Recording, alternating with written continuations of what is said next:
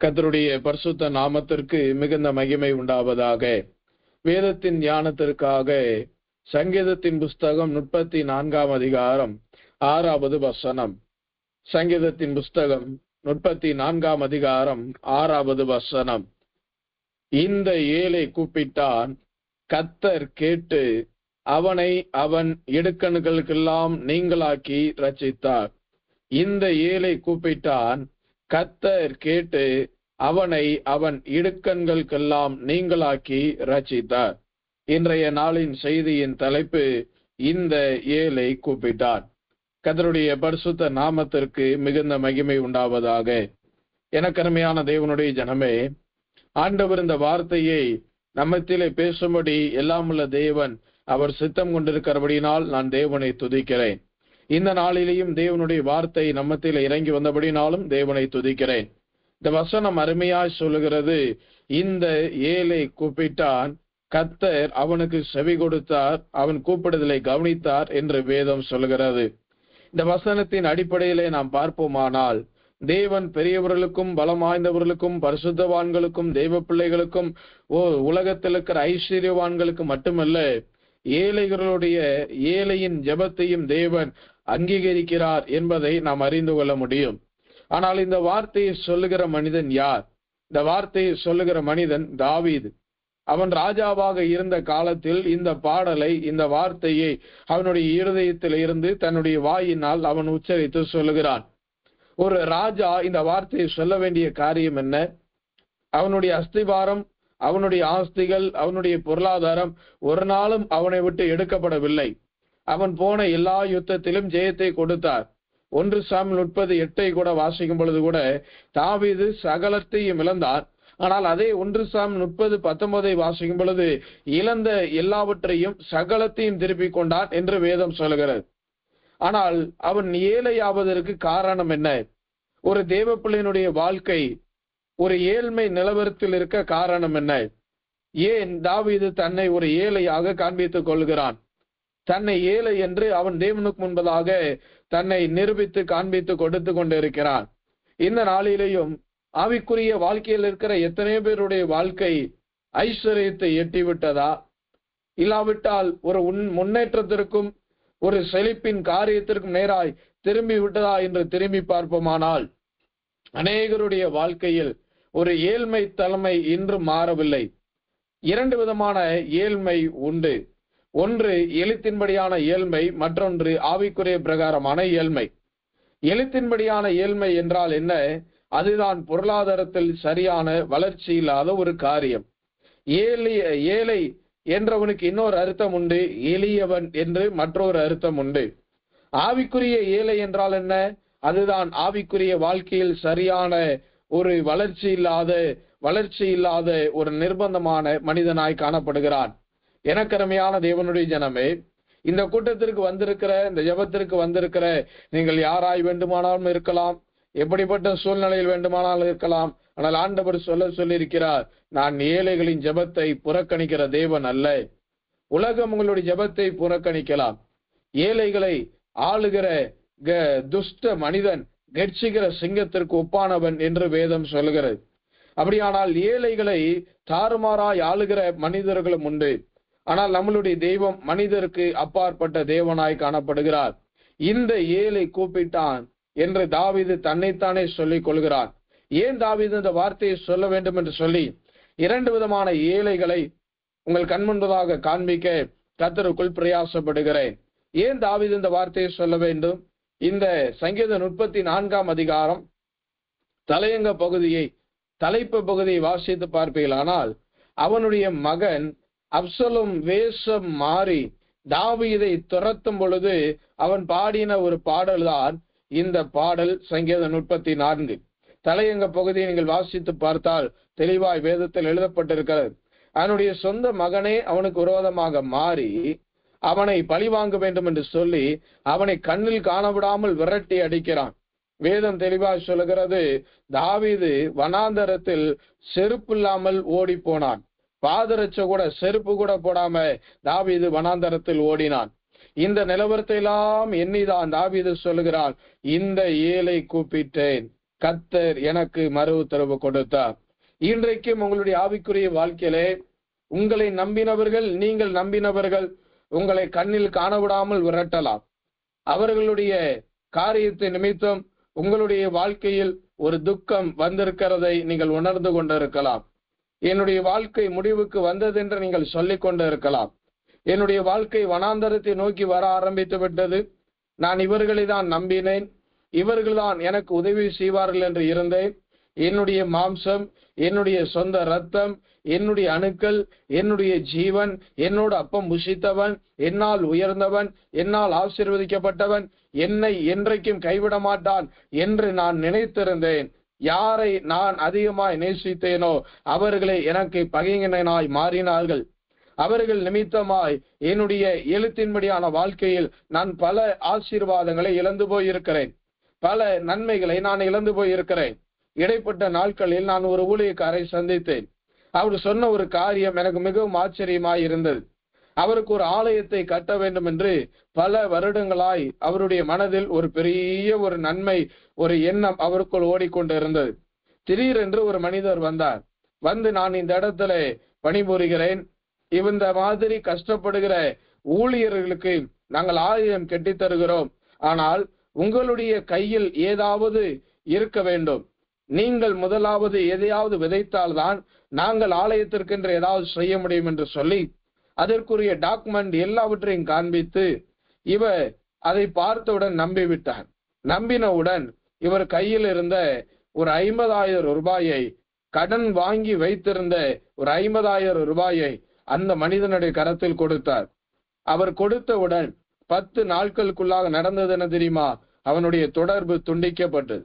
அவனோட இருக்கிற ஐக்கியம் துண்டிக்கப்பட்டது. பின்பு 20-25 நாட்களில் இவனை தேடியும் அவர்கள் காணாமல் போய்விட்டார்கள்.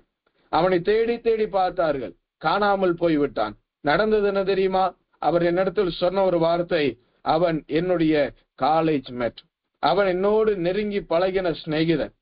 எவ்வளவு கொடூரமான வாழ்க்கை! இன்றைக்கும் சொல்கிறார், அன்றைக்கு என்னுடைய வாழ்க்கையில் கடன் நுழைய ஆரம்பித்தது பிரதர், இன்று வரை அந்த கடன் பிரச்சனைக்கு முற்றுப்புள்ளி இல்லை. நான் சொல்லுகிறேன், நீங்கள் நம்பினவர்கள் உங்களை ஏழ்மைக்கு தள்ளி இருக்கலாம், உங்களை ஏழையாக மாற்றி இருக்கலாம், உங்களை விரட்டி விட்டு இருக்கலாம், உங்கள் இருதயத்தில் மாறாத ஒரு காயத்தை அவர்கள் உண்டு பண்ணி இருக்கலாம். கணவனோ மனைவியோ பிள்ளையோ குமாரனோ குமாரத்தையோ உறவினரோ எவராயிருந்தாலும் நீங்கள் அவர்களை பார்க்க வேண்டாம். இந்த மதியான நேரத்தில் எல்லாமுள்ள தெய்வம் என் தகப்பன் சொல்லுகிற ஒரு வார்த்தை, ஏழையாகிய உன்னுடைய ஜெபத்தை நான் புறக்கணிக்கிறதில்லை. ஏழையாகிய உங்களுடைய ஜெபத்தை நான் புறக்கணிக்கிறதில்லை. என் மகளே, ஏன் கண்ணீர் விட்டு கொண்டு இருக்கிறாய்? ஏன் அழுது கொண்டு இருக்கிறாய்? ஏன் சாப்பிடாமல் புசியாமல் குடியாமல் அமர்ந்து கொண்டிருக்கிறாய்? நீ எழுந்து புசி, நீ எழுந்து போஜனம் பண்ணு. உங்களுடைய ஜெபத்தை ஆண்டவர் கேட்டேன் என்று சொல்லிக் கொண்டிருக்கிறார். துரோகங்களை மன்னித்து விடுங்கள், துரோகத்தின் காரியங்களை மறந்து விடுங்கள். ஆண்டவர் இன்றைக்கு அவைகளை அவருடைய அரவணைப்பினால் அவைகளை மாற்றி போட போகிறார். இந்த ஏழை கூப்பிட்டு என்னுடைய தனிப்பட்ட வாழ்க்கையிலையும் கூட எத்தனையோ முறை நான் தேவனை நோக்கி கூப்பிட்ட பொழுது அவர் என் பக்கமாய் சாய்ந்து, நான் உன் அருகில் இருக்கிறேன் என்று அவர் சொன்ன வார்த்தையை நான் பார்த்தது உண்டு. ஒவ்வொரு மனிதனும் ஆவிக்குரிய வாழ்க்கையில ஐஸ்வர்யவானாக மாற வேண்டும். உலகத்தின் ஐஸ்வர்யம் முக்கியம் என்று நான் சொல்லவில்லை. ஆனால் உலகத்தின் ஐஸ்வர்யங்கள் அவை பொழுது தேவைப்படதான் செய்கிறது. ஆனால் ஆவிக்குரிய ஐஸ்வர்யவானாய் நாம் மாறிவிட்டோமா? ஏழை என்று நீங்கள் கவலைப்பட்டு கொண்டிருக்கிறீர்களா? உங்களுடைய வேலை என்னென்று கேட்டால் சொல்ல முடியாமல் திகைத்து போய் ஐயோ என்ன சொல்வதென்று தெரியாமல் பயந்து கொண்டு இருக்கிறீர்களா? இல்லாவிட்டால் ஒரு ஐஸ்வர்யவான், ஒரு பணக்காரர் கடந்து போகும் பொழுது இவர்களைப் போல் நாம் இல்லை என்று நீங்கள் புலம்பிக் கொண்டு இருக்கிறீர்களா? இல்லை இல்லை, அவர்களை காட்டிலும் கர்த்தர் உங்களையும் என்னையும் மேலாக வைத்திருக்கிறார். அவர்களுடைய சத்தத்திற்கு ஒரு மனிதனும் செவி கொடுக்க முடியாது. ஆனால் உங்களுடைய சத்தத்திற்கு, என்னுடைய சத்தத்திற்கு பரலோகமே செவி சாய்க்கிறது. அந்த சராசரமும் நம்மளுடைய வார்த்தைக்கு கீழ்ப்படியும்படி கர்த்தர் நம்மளை வைத்திருக்கிறார். ஆதாமையும் ஏவாளையும் உண்டு பண்ணி சகலவற்றையும் ஆளுகிற அதிகாரத்தை தேவன் அவர்களுடைய கரத்தில் கொடுத்தார். எனக்கு அருமையான தேவனுடைய ஜனமே, தேவனுடைய ஏழைகளாய் இருப்போமானால் நாம் தான் ஆசீர்வாதமானவர்கள். நான் ஏழை என்று நீங்கள் அழுதது போதும், நான் ஏழையாகவே இருக்கிறேன், கடன் பிரச்சனையில இருக்கிறேன், ஒதுக்கப்பட்டவர்களா இருக்கிறேன், தெளிந்த புத்தி இல்லாதவர்களா இருக்கிறேன் என்று நீங்கள் புலம்பிக் கொண்டிருந்த நாட்கள் போதும். ஆனால் ஆண்டவர் சொல்லுகிறார், இன்றைக்கு அந்த நிலவரத்தை தேவன் மாற்றி போட போகிறார். காரணம் என்ன? தாவீது சொல்லுகிறான், யான் ஏழையாகிய நான் கர்த்தரை நோக்கி கூப்பிட்டு அவர் எனக்கு செவி கொடுத்தார். உங்களுடைய குடும்பத்தில் உங்களுக்கு செவி சாய்க்காத மனிதர்கள் இருக்கலாம். உங்களுடைய வார்த்தைக்கு செவி சாய்க்காத கணவன், மனைவி, பிள்ளைகள் இருக்கலாம். நீங்கள் ஏன் கவலைப்பட்டு கொண்டு இருக்கிறீர்கள்? சில வாலிப தம்பிமார்களை நான் சந்திக்கும் பொழுது அவர்கள் என்னிடத்தில் சொல்லுகிற வார்த்தை என்ன தெரியுமா? தெரியாமல் இந்த குடும்பத்தில் பிறந்துட்டேன் பிரதர், நான் நல்ல குடும்பத்தில் பிறந்திருக்க வேண்டும், நான் ஒரு பணக்கார குடும்பத்தில் பிறந்திருந்தால் எனக்கு எல்லாம் கிடைக்கும் என்று. இல்லை, இந்த குடும்பத்தின் அருமை அவனுக்கு தெரியவில்லை. சத்ருவானவன் அவனுடைய கண்களை குருட்டாட்டம் பிடிக்க வைத்திருக்கிறான். நீங்களும் அந்த வாலிப பிள்ளைகளைப் போல புலம்பிக் கொண்டிருக்கிறீர்களா? நான் ஏன் ஏழையாகவே இருக்கிறேன் என்று. இன்றைக்கு கர்த்தர் உங்கள் ஏழ்மை நிலவரத்தை மாற்றி போட போகிறார். ஒன்று, முதலாவது மகன் மூலமாய், சொந்த மனிதர்கள் மூலமாய், உறவினர் மூலமாய் தாவீது ஏழையாய் மாறினது போல நீங்கள் நம்பின மனிதர்கள் மூலமாய் ஏழையாக மாற்றப்பட்டு இருக்கலாம். இது முடிவல்ல, இனிமேதான் உங்களுக்கு துவக்கம். நான் சொல்லுகிறேன், எந்த தாவீது வனாந்தரத்திலே பாதரட்சை இல்லாமல் வெயிலில் சுற்றி ஓடி திரிந்தானோ அதே தாவீதை மீண்டும் கர்த்தர் சிங்காசனத்திற்கு கொண்டு வந்து உட்கார வைத்தார். இந்த வார்த்தை கேட்கிற உங்களையும் என்னையும் தேவன் அப்படி செய்வார். அதை தடுக்க ஒருவரால முடியாது. காரணம் என்ன? அவர் நியாயாதிபதி. இரண்டு விதமான ஏழைகளை குறித்து நான் உங்களிடத்துல சொன்னேன். ஒன்று எழுத்தின்படியான ஏழை, மற்றொன்று ஆவிக்குரிய பிரகாரமான ஏழை. முதலாவது எழுத்தின்படியான ஏழையானவன் யார்? அதை உங்கள் கண் முன்பதாக காண்பிக்க ஆசைப்படுகிறேன். ஏழை என்பதனுடைய மறு அர்த்தம் எளியவன் என்கிற ஒரு அர்த்தம் உண்டு. யார் எளிமையாய் காணப்பட்டார்கள்? தேவன் அவர்களை எப்படி மாற்றினார்? நியாயாதிபதிகளின் புஸ்தகம் 9ஆம் அதிகாரம், நியாயாதிபதிகளின் புஸ்தகம் 6ஆம் அதிகாரம் 15வது வசனம். நியாயாதிபதிகள் 6:15 நான் வாசிக்கிறேன், கவனமாய் கவனியுங்கள். அதற்கு அவன், என் ஆண்டவரே, நான் இஸ்ரவேலை எதினாலே ரட்சிப்பேன்? இதோ மனாசேயில் என் குடும்பம் மிகவும் எளியது, என் தகப்பன் வீட்டில் நான் எல்லாரிலும் சிறியவன், என் கோத்திரம் மிகவும் எளியது, என் வாழ்க்கை வரலாறு ஒரு ஏழ்மையை நோக்கி இருக்கிறது என்று சொல்லி தேவனிடத்தில் ஒரு மனிதன் வேண்டிக் கொள்கிறதை நாம் இந்த இடத்துல பார்க்க முடியும். நான் என் கோத்திரத்தில் மிகவும் எளியவன், என் குடும்பம் மிகவும் எளியது, எல்லாருடைய வளர்ச்சியை காட்டிலும் என்னுடைய வளர்ச்சி மிகவும் சிறியது என்று புலம்பிக் கொண்டு இருக்கிறீர்களா? இந்த மனிதன் சொல்லுகிறான், என் கோத்திரம் மிகவும் எளியது, என் குடும்பம் மிகவும் எளியது. உங்களுடைய ஜெபம் கூட சில நேரம் அப்படி இருக்கலாம். உங்களுடைய விண்ணப்பம் கூட சில நேரம் அப்பேற்பட்ட சூழ்நிலையில் இருக்கலாம். ஆண்டவரே, அவர்களை காட்டிலும் என் குடும்பம் மிகவும் ஏழ்மையில் இருக்கிறது, அந்த ஊழியர்களை காட்டிலும் என்னுடைய ஊழியம் மிகவும் ஏழ்மையான நிலவரத்தில் இருக்கிறது. ஏழ்மை என்றால் எளியவன், எளியது என்ற அர்த்தம். நான் எளியவனாய் காணப்படுகிறேன், நான் ஒன்றுமில்லாதவனாய் காணப்படுகிறேன். எப்படி தெய்வமே, என்னை கொண்டு நீர் அதிசயத்தை செய்வீர்? இந்த கிதியோனுக்கும் அப்பேற்பட்ட எண்ணம் தான் காணப்பட்டது. தேவன் அவனை ஊழியத்திற்கு அழைத்த பொழுது, இஸ்ரவேலை ரட்சிக்க வேண்டும் என்று தேவன் அவனை ஆயத்தப்படுத்தின பொழுது அவன் சொன்ன வார்த்தை, நானே ஒன்றுக்கு முதவாதவன், நான் ஒரு எளியவன், நான் மட்டுமல்ல என் குடும்பமே மிக ஏழ்மையான குடும்பம், என்னை கொண்டு இந்த அற்புதம் செய்ய போகிறேன். நான் எதனால இஸ்ரவேலை ரட்சிப்பேன்? நான் எப்படி ஊழியம் செய்ய போறேன்? என் கையில பேங்க் அக்கௌண்ட்ல ஏதாவது பெரிய ஒரு பொருளாதாரம் உண்டா? என் குடும்பத்தை நான் எப்படி நடத்த போகிறேன்?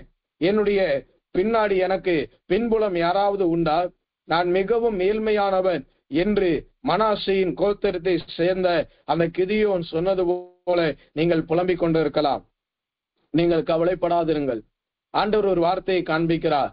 அப்போஸ்தலர் நடபடிகள் 3ஆம் அதிகாரத்தை நீங்கள் வாசித்து பார்ப்பீர்களானால், பிச்சைக்காரன் ஒருவனை கொண்டு வந்து அவனை அலங்கார வாசலிலே உட்கார வைத்தார்கள். எனக்கு அருமையான தேவனுடைய ஜனமே, அவனுடைய வாழ்க்கை அமர்ந்திருந்த இடம், அவன் உட்கார்ந்திருந்த இடம் அலங்கார வாசல். அப்போஸ்தலர் 3:2 சொல்கிறது, ஒரு மனுஷனை சுமந்து கொண்டு வந்தார்கள். தேவ ஆலயத்திலே பிரவேசிக்கிற இடத்தில் பிச்சை கேட்கும்படி நாடோறும் அவனை அலங்கார வாசல் எனப்பட்ட தேவ ஆலயத்தின் வாசல் அண்டையிலே வைத்தார்கள். கர்த்தருடைய பரிசுத்த நாமத்திற்கு மிகுந்த மகிமை உண்டாவதாக. கவனித்து பாருங்கள். அலங்காரமாய் இருக்க வேண்டிய அவனுடைய வாழ்க்கை அலங்காரத்தின் வாசலின் அருகிலே உட்கார்ந்திருந்தான். இன்றைக்கு உங்களுடைய வாழ்க்கை அலங்காரமற்றதா இருக்கலாம், ஒரு ஏழ்மையான நிலவரத்தில் இருக்கலாம். ஆனாலும் ஆண்டவர் சொல்லுகிறார், நீ தேவ ஆலயத்தின் வாசலின் அருகிலே வந்து விட்டீர்கள், என் அண்டையிலே வந்து விட்டீர்கள், கவலைப்பட வேண்டாம். உங்களுடைய வாழ்க்கையை தேவன் அலங்கார வாசலை போல கர்த்தர் மாற்றுவார். அலங்கோலமா இருக்கிற உங்களுடைய எதிர்காலத்தை தேவன் அலங்காரமாய் மாற்றப் போகிறார். இந்த கிதியோன் சொல்லுகிறார், என்னுடைய குடும்பம் எல்லாவற்றிலும் எளியது, நான் எல்லாரிலும் சிறியவனாய் காணப்படுகிறேன். என் ஊழியம் எல்லாவற்றிலும் எளியது, என் குடும்பம் ஏழை, என் பிள்ளைகள் ஏழ்மையானவர்கள், நான் எல்லாரிலும் சிறியவன், என்னால் ஒன்றும் செய்ய முடியாது என்பது உங்களுடைய நோக்கம், உங்களுடைய மன விண்ணப்பம், உங்களுடைய மன குமுறல். ஆனால் தேவனுடைய பதில் என்ன தெரியுமா? அதே நியாயாதிபதிகள் 6:15-16 சொல்லுகிறது, கர்த்தர் நான் உன்னோடு இருப்பேன், ஒரே மனுஷனை முறியடிப்பது போல நீ மீதியானரை முறியடிப்பாய், எழுந்திரு என்ற ஆண்டவருடைய வார்த்தையை ஆவிக்குரிய கண்கள் பார்க்கிறது. ஏன் உங்களுடைய குடும்பத்தின் நிலவரத்தை பார்த்து கொண்டிருக்கிறீர்கள்? ஏன் உங்கள் பொருளாதார சூழ்நிலையை பார்த்து கொண்டிருக்கிறீர்கள்? ஏன் உங்கள் எதிர்காலத்தை குறித்து கலங்கிக் கொண்டிருக்கிறீர்கள்? எனக்கருமையான தேவனுடைய ஜனமே, மனிதனுடைய பார்வை எதிர்காலத்தை நோக்கி இருக்கிறது, அவனுடைய பார்வை குறைவை நோக்கி கொண்டிருக்கிறது. கிதியோனின் பார்வை குறைவுள்ள பார்வை. ஆனால் ஆண்டவர் சொன்னார், ஏழையாகிய உன்னை கொண்டுதான் நான் பெரிய காரியத்தை செய்ய போகிறேன். என் மகனே, என் மகளே, எனக்கு அருமையான தேவ ஜனமே, நீங்கள் ஏழையா இருக்கலாம், ஆனாலும் ஆண்டவர் சொல்லுகிறார், நான் உன்னோடு கூட இருக்கிறேன். கிதியோன் சொன்னார், என் குடும்பம் எளியதையா, நான் எல்லாவற்றிலும் சிறியவன் ஐயா, நான் என்ன செய்ய போகிறேன்? அதே கிதியோனை பார்த்து ஆண்டவர் சொன்ன ஒரே வார்த்தை என்ன தெரியுமா? அவனை ஆறுதல் படுத்தவில்லை, அவனை உயர்த்துவேன் என்று சொல்லவில்லை, அவனை ஆசீர்வதிப்பேன் என்று சொல்லவில்லை. அவனுக்கு கர்த்தர் கொடுத்த மறுமொழி என்ன தெரியுமா? நான் உன்னோடு இருக்கிறேன். அதனுடைய அர்த்தம் என்ன? உலகத்தை படைத்த தேவன் நான் உன்னோடு இருக்கும் பொழுது உலகமே உன் பின்பதாக நிற்கும், உலகத்தின் வல்லமைகள் உங்கள் பின்பதாய் நிற்கும். எழுத்தின்படியான வாழ்க்கையில் நீங்கள் ஏழ்மையாய் இருக்கலாம், ஆனாலும் ஆண்டவர் சொல்லுகிறார், நீங்கள் தான் தேவனுக்கு தேவை. இந்த கிதியோனை தேவன் உயர்த்தினார். தேவன் சாதாரணமாய் கிடக்கிறவனை அசாதாரணமாக மாற்றினார். மறக்கப்பட்ட குடும்பமாய் கடந்தது மனாசேயின் குடும்பம். மறக்கப்பட்ட குடும்பமாய் கடந்தவர்கள் தான் இவர்கள். ஆனால் இவர்களை மறக்க முடியாத இளவரத்திற்கு தேவன் கொண்டு வந்து நிறுத்தினார். இன்றைக்கு ஏழையாய் இருந்த கிதியோனை கர்த்தர் எப்படி உயர்த்தினாரோ, உங்களுடைய வாழ்க்கையும் தேவன் அப்படி உயர்த்த போகிறார். அவனுடைய எழுத்தின்படியான வாழ்க்கை ஏழ்மையாய் இருந்த வாழ்க்கை, ஏழையாய் வாழ்ந்த வாழ்க்கை, எல்லாராலும் மறக்கப்பட்ட வாழ்க்கை, ஒதுக்கப்பட்ட வாழ்க்கை. ஆனால் அதே கிதியோன் தான் இஸ்ரவேலை ரட்சித்தான் என்று வேதம் சொல்லுகிறது. அதே கிதியோன் தான் எல்லாருக்கும் மேலாக உயர்த்தப்பட்டான் என்று வேதம் சொல்லுகிறது. ஏழையாய் இருக்கிறேன் என்று நீங்கள் புலம்ப வேண்டாம். ஆனால் ஒன்று செய்ய வேண்டும், நீங்கள் தேவனுக்கு முன்பதாக உங்களுடைய சத்தத்தை உயர்த்த வேண்டும். இந்த ஏழை கூப்பிட்டு கர்த்தர் என்னுடைய சத்தத்திற்கு செவி கொடுத்தார். அந்த ஏழை யார்? கிதியோன் என்கிற ஒரு மனிதன் ஏழ்மையான குடும்பத்தில் பிறந்தவன். கர்த்தர் அவனுடைய சத்தத்தை கேட்டார். அதனால் அவனுக்கு என்ன நடந்தது தெரியுமா? கர்த்தர் அவனை படை தலைவர்களுக்கு மேலாக அவனை உயர்த்தினார். வேதம் சொல்லுகிறது, பிதாக்களின் கல்லறையிலே அவனை கொண்டு போய் அடக்கம் பண்ணினார்கள். பிதாக்களின் கல்லறைகள் என்பது அந்நாட்களில் இருக்கிற பெரிய ஒரு ஆசீர்வாதம். எனக்கருமையான தேவனுடைய ஜனமே, நீங்கள் இன்றைக்கு உலகத்தின் பார்வைக்கு, உங்களுடைய பார்வைக்கு ஏழ்மையானவர்களாய் இருக்கலாம்.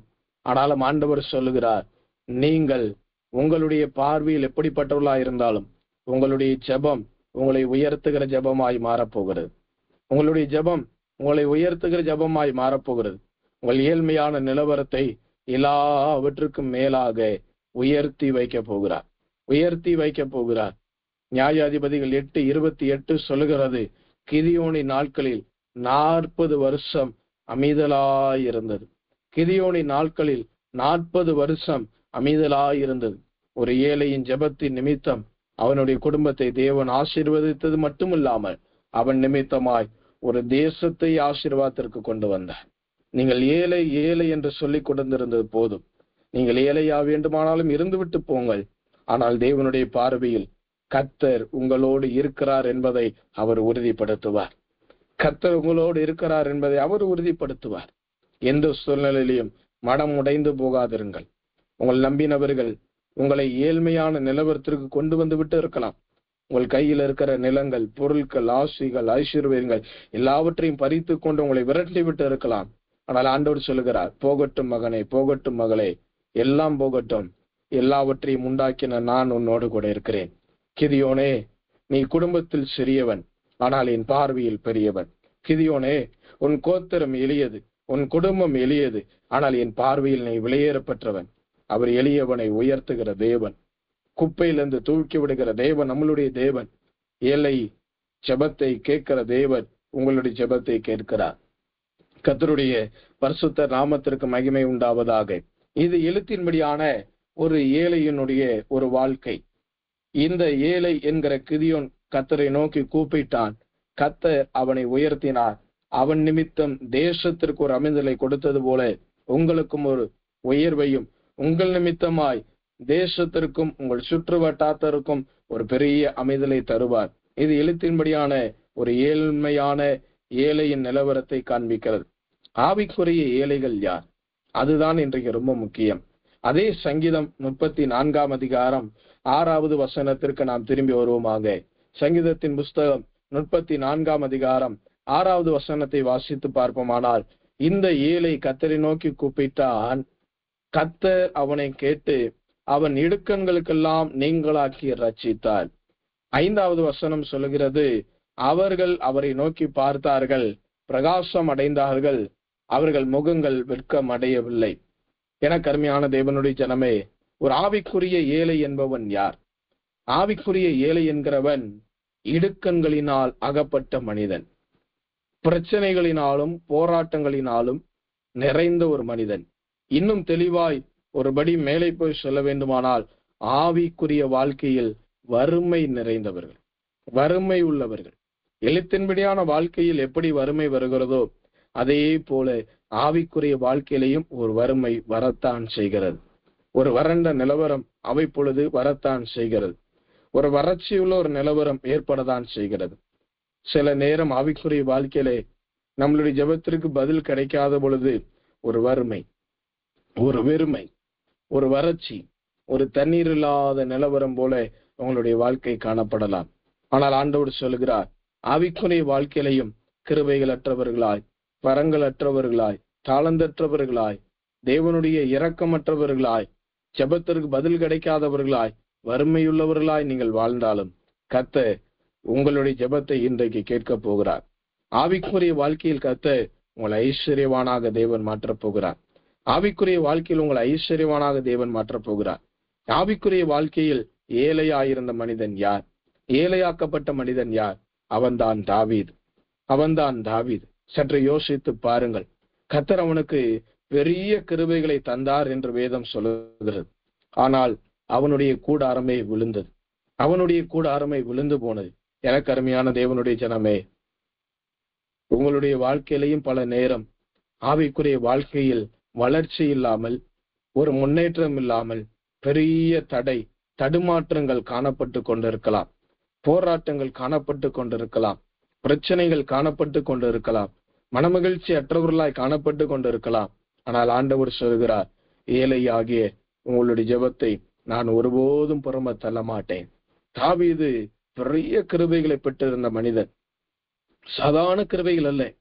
தாவீதுக்கு கொடுத்த வாக்கை சாலமோனுக்கு தேவன் நினைவு வைத்து அதை நிறைவேற்றுகிறார். ஆனால் தாவீதின் மீது தேவன் எவ்வளவு பிரியமுள்ளவராய் இருந்திருப்பார், எவ்வளவு அன்புள்ளவராய் இருந்திருப்பார். ஆனால் அப்பேற்பட்ட தாவீது மாம்சீக காரியத்திற்கு இடம் கொடுத்து, மாம்சீக அன்பிற்கு இடம் கொடுத்து, மாம்ச பிரியர்களுக்கு இடம் கொடுத்து தன்னுடைய கிருபைகளை நஷ்டப்படுத்தினான். தன்னுடைய ஆவிக்குரிய வாழ்க்கையிலே தானாக ஒரு ஏழையாக மாறினான். வஸ்திரம் கூட சரியாக அணிய முடியாமல் அவன் கிழித்து கொண்டு திரிகிறான். யோபுவின் வாழ்க்கையை நிதானித்து பாருங்கள். அவனுடைய வாழ்க்கையும் கூட உயரத்தில் இருந்த வாழ்க்கை ஏழ்மையான நிலவரத்திற்கு வந்தது. இன்னைக்கு நம்மளுடைய வாழ்க்கை ஆவிக்குரிய வாழ்க்கையில கர்த்தர் ஒரு காலத்தில் உயரத்தில் வைத்திருந்தார், உன்னதத்தில் வைத்திருந்தார். புதிய ஏற்பாட்டிலே ஒரு பக்தன் எப்படியாக சொல்லுகிறார், ஆண்டவர் உன்னதங்களில் உங்களை உட்கார செய்தார். எவ்வளவு அருமையான வார்த்தை! உன்னதங்களில உட்கார்ந்திருக்க வேண்டிய நம்மளுடைய வாழ்க்கை எவ்வளவு கீழ்த்தரமாக தள்ளப்பட்டது. தாவீதினுடைய வாழ்க்கையிலே, ஆவிக்குரிய வாழ்க்கையிலே ஒரு ஏழ்மை, ஒரு ஏழையான ஒரு நிலவரம். உங்களுடைய வாழ்க்கையிலும் கூட ஒரு காலத்தில் உயரத்தில் இருந்தவர்கள், ஜெபித்தால் வானம் திறக்கும், உடனடியாக பதில் வரும், யாருக்கு ஜெபித்தாலும் நோய்கள் ஓடும், பேய்கள் விலகும், இப்படியெல்லாம் பல காரியங்கள். உங்களை பார்த்து பயந்த மனிதர்கள் எத்தனையோ பேர். ஆனால் இன்றைக்கு என்ன தெரியுமா? சங்கீதம் 34:4 சொல்கிறது, எல்லா பயத்திற்கும் நீங்களாக்கி விட்டார். அப்படியானால் தாவீதிற்குள் ஒரு பயம் வந்தது. உங்களை பார்த்து பயந்தவர்களை பார்த்து இன்றைக்கு நீங்கள் பார்த்து பயந்து கொண்டு இருக்கிறீர்கள், கதைங்களங்கி கொண்டு இருக்கிறீர்கள். ஆவிக்குரிய ஏழ்மையை சந்தித்தவர்கள் எத்தனையோ பேரை சொல்ல முடியும். சிம்சோனை கவனித்து பாருங்கள். தேவன் அவனை எட்டாத உயரத்தில் வைத்திருந்தார். அபிஷேகம் அவனை ஐஸ்வர்யவனாக, ஐஸ்வர்யத்தை காட்டில் மேலாக அவனை உயர்த்தி வைத்திருந்தது. இவனை மீறி அந்த நாட்டில் எதுவும் செய்ய முடியாது. அவ்வளவு பராக்கிரமசாலியாயிருந்தவன் ஒரு மாம்சீக அன்பிற்கு இடம் கொடுத்து தேவனுடைய சிநேகத்தை புரிந்து கொள்ளாதவனாய் ஆவிக்குரிய ஏழ்மையை அடைந்தான். தாவீதனுடைய வாழ்க்கையிலும் அதேதான் சம்பவித்து. நேபுகாத் நேச்சாரை கவனித்து பாருங்கள். அவனை தேவன் எவ்வளவு அழகாக உயர்த்தி வைத்திருந்தார். அவனுக்கு நல்ல ஞானத்தை கொடுத்து மிகப்பெரிய கட்டிடத்தை கட்டி உயர கட்ட தேவன் அவனுக்கு அனுகூலமான ஞானத்தை கொடுத்தார். ஆனால் தன்னை உயர்த்தின பொழுது அவன் ஏழையை போல தாழ்த்தப்பட்டான், எளியவனாய் மாறினான். ஆனால் இதில் 3 பேருடைய வாழ்க்கையில் நீங்களும் நானும் கவனித்து பார்க்க வேண்டிய காரியம் என்ன தெரியுமா? இந்த 3 ஏழைகளும் தேவனை நோக்கி கூப்பிட்ட பொழுது தேவன் அவர்களுடைய ஜெபத்திற்கு பதில் கொடுத்தார். அதுதான் நம்மளுடைய தேவனுடைய சுபாவம், அதுதான் நம்ம தேவனுடைய அன்பு. இன்றைக்கு ஆவிக்குரிய வாழ்க்கையிலே ஏழைகளை போல காணப்படுகிறீர்களா? ஏழைகளாய் வருத்தப்பட்டு கொண்டிருக்கிறீர்களா? கவலைப்படவே வேண்டாம். கர்த்தர் உங்களை ஆவிக்குரிய வாழ்க்கையிலையும் அவரோடு கூட உன்னதத்தில் உட்கார வைப்பார். அதற்கான நேரம் வந்துவிட்டது, அதற்கான சூழ்நிலை வந்துவிட்டது. கண்களை மூடுவோம், தேவனுடைய சமூகத்தில் ஒப்பு கொடுப்போம். ஒன்று சொல்லுகிறேன், சங்கீதம் 34:1 சொல்லுகிறது, கர்த்தரை நான் துதிப்பேன், கர்த்தரை நான் சோத்தரிப்பேன். அதே சங்கீதம் 34:6 சொல்லுகிறது, இந்த ஏழை என்று. அப்ப என்ன அர்த்தம்? ஏழ்மையின் நிலவரம் மாற வேண்டுமானால் கர்த்தரை துதிக்க வேண்டும். உங்களுடைய வீடுகள்ல ஆசீர்வாதங்கள் இல்லையா? பொருளாதாரத்தில் ஆசீர்வாதம் இல்லையா? முழங்கால்களை முடக்குங்கள், கரங்களை அந்த இடத்தில் போய் வையுங்கள், நன்றாய் கர்த்தரை துதியுங்கள். அந்த இடத்துல தேவன் ஒரு பெருக்கத்தை தருவார். உங்களுடைய வீட்டில் காரியங்கள் தடைப்பட்டு இருக்கிறதா? போய் கைகளை வைத்து ஜெபியுங்கள், கர்த்தரை சோத்தரியுங்கள், கர்த்தரை துதியுங்கள். மனுஷன் என்ன வேண்டுமானாலும் சொல்லிவிட்டு போகட்டும். ஏழை ஆகிய உங்களுடைய ஜெபத்தை, என்னுடைய ஜெபத்தை தேவன் காது கொடுத்து கேட்கிறவராயிருக்கிறார்.